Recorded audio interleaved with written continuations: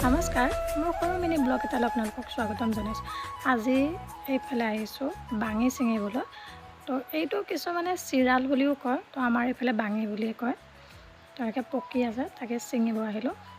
দুটা পকি আছিলে, এই দুটা ছিঙি আনিলোঁ। তাকে ধুনীয়া এটা কোনে কোনে খাই ভাল পায় বাৰু। সেইবিলাক ছিঙি পেলাই লৈ আহিলোঁ।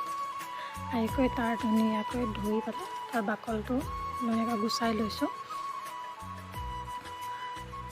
বাকলি গুচাই ধুনীয়াকৈ তাৰ ভিতৰৰ গুটিখিনি আঁতৰাই এনেকৈ টুকুৰা টুকুৰকৈ কাটি লৈছোঁ। তো এই বস্তু গৰমত খাবলৈ মানে ইমান ধুনীয়া লাগে। তেনেকৈ গাখীৰত দি ল'লোঁ।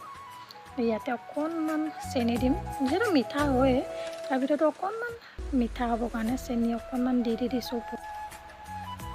তাৰপিছতে এইফালে মানুহজনকো আনি দিছোঁহি।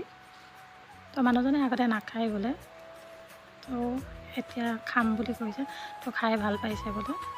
তো আপোনালোকে কোনে কোনে খায় এইটো। আজি মোৰ মিনি ব্লগটো ইমানতেই। Bye bye.